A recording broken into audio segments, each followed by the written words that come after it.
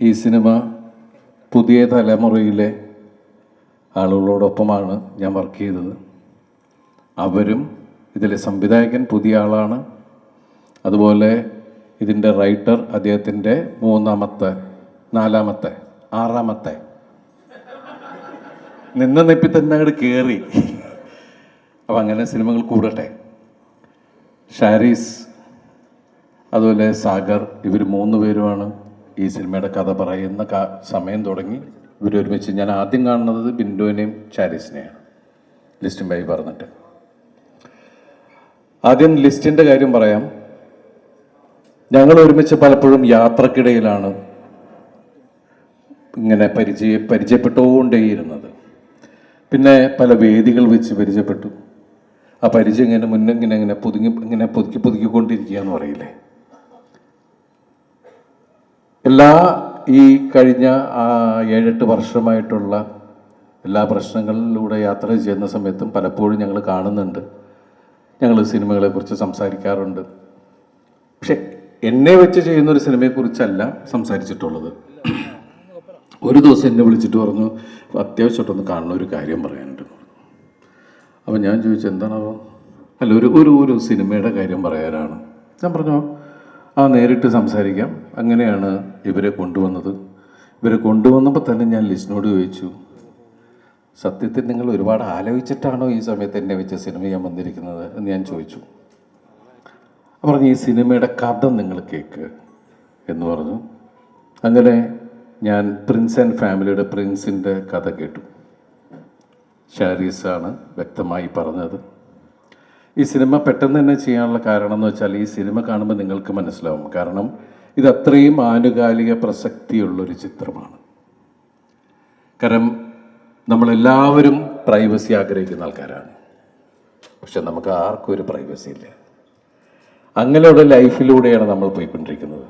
അങ്ങനെ ഏറ്റവും കൂടുതൽ പ്രൈവസി ആഗ്രഹിക്കുന്ന പ്രിൻസ് ലൈഫിൽ അയാൾ സർവൈവ് ചെയ്യാൻ, അയാൾ മുന്നോട്ട് പോകാൻ വേണ്ടി അനുഭവിക്കുന്ന പ്രശ്നങ്ങൾ ആണ് ഈ സിനിമയിലൂടെ ഷാരീസും ബിൻഡോയും പറഞ്ഞിരിക്കുന്നത്. അതിന് എല്ലാ ഒത്താശകളും ചെയ്തു കൊടുത്തത് ലിസ്റ്റിനും. ഈ സിനിമയിൽ ഇവിടെ പറഞ്ഞ പോലെ തീർച്ചയായിട്ടും ഞങ്ങൾ അത്രയും വിശ്വസിച്ച് അവരെ ഞങ്ങൾ വിശ്വസിക്കുന്നു. എല്ലാവരും പറഞ്ഞിട്ട് പുതിയ തലമുറയിലെ ആളുകളുടെ കൂടെ വർക്ക് ചെയ്യണം. ഞാൻ എപ്പോഴേ വർക്ക് ചെയ്യാൻ റെഡിയാണ്. നമ്മൾ ആ ഡോർ തുറന്നു വെച്ചിരിക്കുകയാണ്. പുതിയ തലമുറയിലെ ആളുകൾ നല്ല കഥകളായിട്ട് വരിക. കാരണം നമ്മൾ ക്യാമറ ഓൺ ചെയ്ത് വെച്ച് നമ്മൾ താരങ്ങൾ, ഇപ്പം എൻ്റെ സീനിയർ ആക്ടേഴ്സ് ആണെങ്കിലും നമ്മളൊക്കെ ആണെങ്കിലും, നമ്മൾ വെറുതെ കിടന്ന് ആടിയിട്ട് കാര്യമില്ല. അതിനുള്ള കണ്ടൻറ്റ് കൊണ്ടുവരുന്നത് അതിൻ്റെ ടെക്നീഷ്യൻസാണ്, അതിൻ്റെ റൈറ്ററാണ്, അതിൻ്റെ ഡയറക്ടറാണ്. അതിൻ്റെ കൂടെ സഞ്ചരിക്കാനാണ് നമ്മൾക്കും താല്പര്യം. അപ്പം അങ്ങനെ അവർ പറഞ്ഞ രീതിയിൽ ഞാൻ ഈ സിനിമയിൽ എന്നെ കൊണ്ടാകാവുന്ന രീതിയിലൊക്കെ ചെയ്യാൻ ശ്രമിച്ചിട്ടുണ്ട്. ഞാനും പ്രിൻസിനെ ഇഷ്ടപ്പെടുന്നു. കാരണം ഇതിൽ ഓരോ മുഹൂർത്തങ്ങളും ജോണി പറഞ്ഞ പോലെ തന്നെ ഷാരീസ് നമ്മളെ പറഞ്ഞ് കൺവിൻസ് ചെയ്യിപ്പിച്ച് അത് നമുക്ക് കാണാം അല്ലേ, ഷാരീസിൻ്റെ കണ്ണുകളിലൂടെ. അപ്പോൾ ഷാരീസ് അത്രയും സ്ട്രെയിൻ ചെയ്ത് ആ കഥാപാത്രം ഇങ്ങനെ ചെയ്യുള്ളൂ, ഇതിങ്ങനെയാണ് ചേട്ടാ അങ്ങനെയാണ്. ജോണിയോട് പലപ്പോഴും ചെന്ന് പറയുമ്പോൾ ഞാൻ ജോണീനെ മാറ്റി നിർത്തി ഞാൻ ചോദിച്ചിട്ടുണ്ട്, നിനക്കിതൊക്കെ ചെയ്യാൻ പറ്റൂടാ? കാരണം ഞാൻ ജോണീനെ കുറേ കാലമായിട്ട് കാണുന്നുണ്ട്. പക്ഷെ ഏത് ഇൻസ്റ്റിറ്റ്യൂട്ടിലാണെന്നറിയില്ല, ജോണി എനിക്ക് തോന്നുന്നത് ഈ ലിസ്റ്റിൻ്റെ ഒരു ഇൻസ്റ്റിറ്റ്യൂട്ട് ഉണ്ട്, അവിടെ തന്നെ ഞാൻ പഠിക്കുന്നതെന്ന് തോന്നണം. നൈറ്റിൽ പോയി ഭയങ്കര പഠിത്തം. അപ്പോൾ കാണാത്ത എക്സ്പ്രഷനൊക്കെ ഞാൻ പറഞ്ഞു, ജോണി എന്തെങ്കിലും കൊണ്ട് എനിക്കും പറഞ്ഞു തരാ. കാരണം ഇവർ ഒന്ന് പറയുമ്പോൾ നമ്മൾ വാല് മുറിയാൻ പാടില്ലല്ലോ. പക്ഷെ എന്തുകൊണ്ടോ എനിക്കങ്ങനെ ഒരു അവസ്ഥ ഉണ്ടായില്ല അല്ലേ ഭാഗ്യത്തിന്. അപ്പോൾ അതുപോലെ തന്നെ ഇതിൽ എൻ്റെ കൂടെ അഭിനയിച്ച സിദ്ദിഖ, ബിന്ദു, ധ്യാൻ, ജോസൂട്ടി, പിന്നെ അതുപോലെ നമ്മളുടെ കുറച്ച് പുതിയ താരങ്ങൾ ഈ സിനിമയിലുണ്ട്. അവരൊക്കെ വന്ന് സംസാരിക്കുന്നതാണ്. പിന്നെ പറയാൻ വന്ന കാര്യം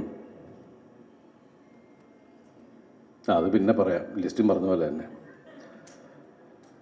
ഈ 150ാമത്തെ സിനിമയിൽ എത്തി നിൽക്കുമ്പോൾ ശരിക്കും പറഞ്ഞാൽ ഞങ്ങൾ ഈ സിനിമയുടെ അധികം ഫങ്ഷനോ കാര്യങ്ങളൊന്നും ഉണ്ടായിരുന്നില്ല. അപ്പോൾ ഷാരീസും ബിന്ദുവും തന്നെ പറഞ്ഞു, നമുക്ക് ലളിതമായിട്ട് ഈ കാര്യം പറയാം. ഇപ്പം ഈ മെയ് 9 ഈ സിനിമ വരികയാണ്. ഈ മെയ് 9 വരുമ്പോൾ പ്രത്യേകം എനിക്ക് പറയാനുള്ളത്, ഷാരിസ് ഇവിടെ ഗൂഗിളിനെ പരിചയപ്പെടുത്തി പടത്തിൻ്റെ ആർട്ട് ഡിസ്കാന്നും പറഞ്ഞ് ആ സാധനം ആരും എടുത്തുകൊണ്ട് പണ്ട് നോക്കിക്കോളണം. ഒരു 9-ാം തീയതി വരെ ഇത് നമുക്കിത് പിടിച്ചു വെക്കണം. അത് കഴിഞ്ഞ് നമുക്ക് റിലീസ് ചെയ്യാൻ പറ്റില്ല. അപ്പോൾ അതുവരെ നിങ്ങൾ അതിനെ എവിടെയെങ്കിലും കൊണ്ടുപോയി രഹസ്യമാക്കി വെച്ചേക്കണം.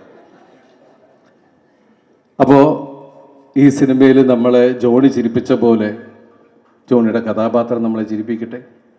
നമ്മുടെ നായികന്മാർ, നമ്മുടെ ഇതിൽ പുതിയതായിട്ട് അഭിനയിച്ച ഒരുപാട് പേരുണ്ട്. ഈ സിനിമയെക്കുറിച്ച് കൂടുതൽ പറയുന്നില്ല, കാരണം ഈ സിനിമയിലുള്ള കാര്യങ്ങൾ നിങ്ങൾ സിനിമ കാണുമ്പോഴാണ് നിങ്ങൾക്ക് എൻ്റെ ഫീൽ ഉണ്ടാവുള്ളൂ. നമ്മൾ പറയാറുള്ള പോലെ തന്നെ ഒരു വെള്ളക്കടലാസ് പോലെ നിങ്ങൾ ഒന്നും പ്ലാൻ ചെയ്യാതെ ഈ സിനിമ കാണാൻ വരിക, ഈ സിനിമ എൻജോയ് ചെയ്യുക.